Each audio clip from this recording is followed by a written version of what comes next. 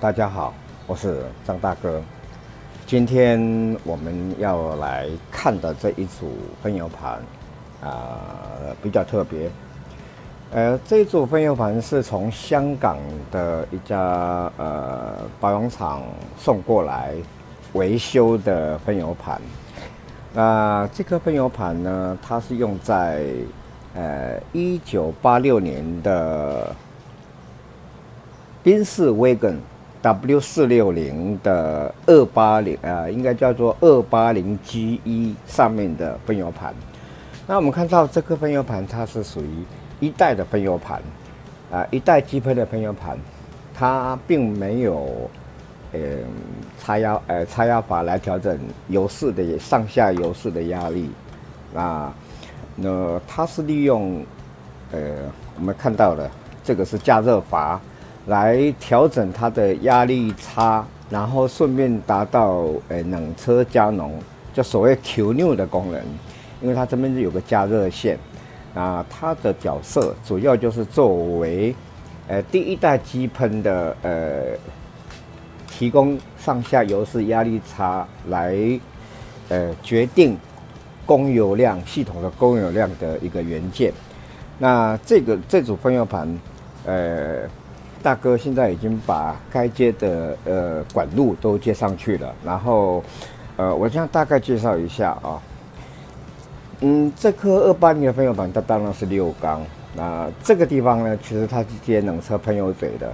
那大哥把它接这个系统压力系统压力表来做检测。这个加热阀呢，它是由这个位置呢，然后它的提供卸油，一直到这个开口14的这个大孔螺丝，然后再经由这个地方回流到分油盘作为它卸油，利用卸油的这种方式来达到它压降的效果，产生上下油室的压力差。那大哥已经把它的这个卸油压力也表上接上去了。那我们现在呢来看看，大哥来接电，来送电，来看看这个分油盘在还没有整修，大哥刚第一次接手的时候，它的状况。OK， 好，大哥，开始要供油了，开始要送电了啊！我把电源打开。其实我们要注意看的是，这个分油盘其实它第一次供电之后，我发现它不正常的地方就是，我一供电，等于说汽油泵一打的话，这个4孔、6孔的分油盘的出油孔都已经在出油了，这是不正确的。因为你今天一送油引擎还没有踩油门，引擎一发动的时候，它这边就直接就马上供油，侧流板还没有被负压所吸动的时候就产生供油的话，那这个地方是不应该漏油的，应该要我们侧流板因为有引擎发动有负压，大概有怠速的时候，大概是这个开度的时候，它才开始供油。那如果我们没有负压，侧流板没有压动的时候，它不应该供油的。好，那我们来试试看。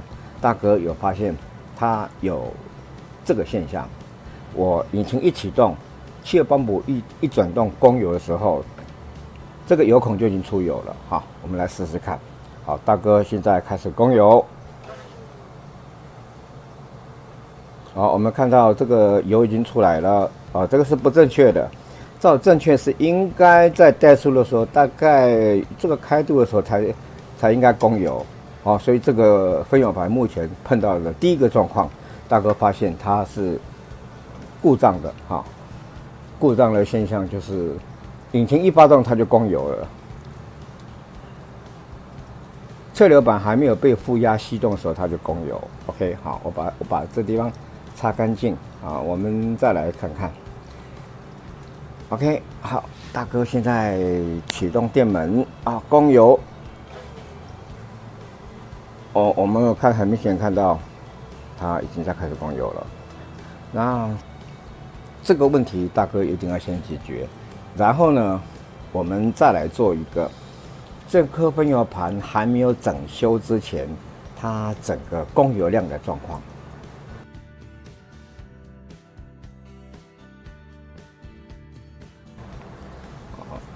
这个分油盘大哥已经把它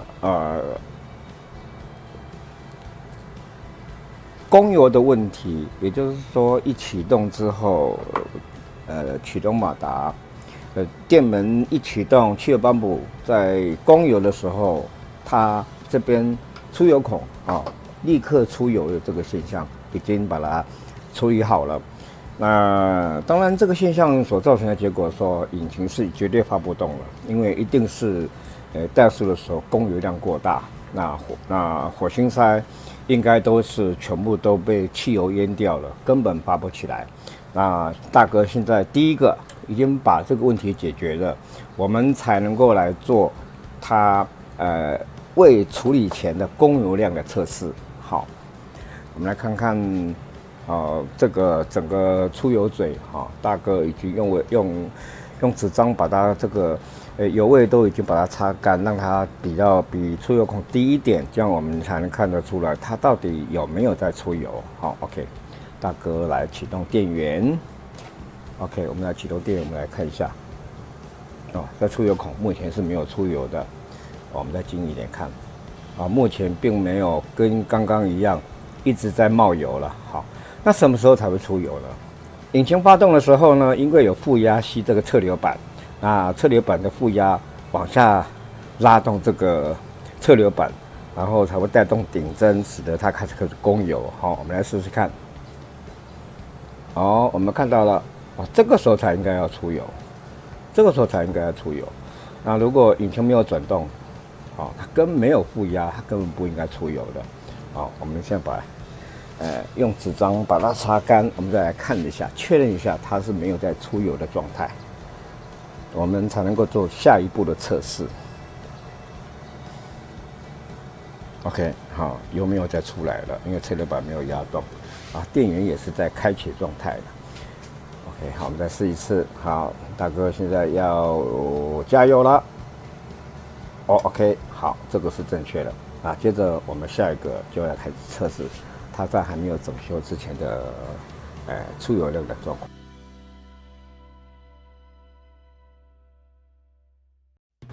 大哥现在已经把这个油管全部接上去了。那大哥接上去的这个油管总共有6支。那我接上去的油管的编号是从这边开始，1、2、3、4、5、6。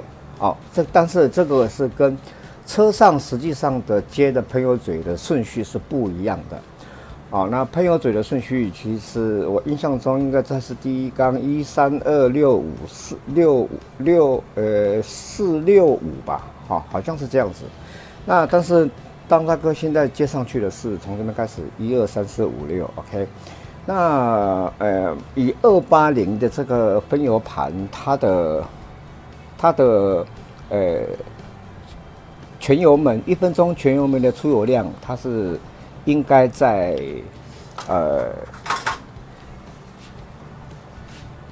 150到170之间。好，那我们现在来看看它这颗喷油盘，目前在还没有整修之前，它的出油量的情况到底是什么样的情形？好，大哥现在已经把定时器设定好1分钟。好，我打开电源。我们的目标是1缸的出油量应该是在150到170之间。我们先来看看它还没有整修之前，我刚接到手它的出油的状况。OK， 我打开电源了。好，打开定时器，开始。好，我们现在来做全油门的测试。在大哥的机台上面，280这颗引擎就是 M110这颗引擎的1分钟全油门的出油量应该落在150到170之间。这当然是以大哥的机台的标准当然在其他的测试环境当然是可能会有点落差。那这个是以大哥的机台的标准所做出来的，应该在150到170之间。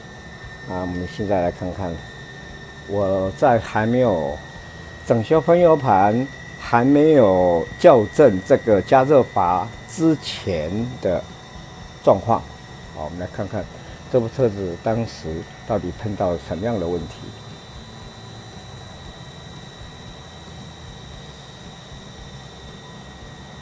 好，时间到，关闭定时器，关闭电源。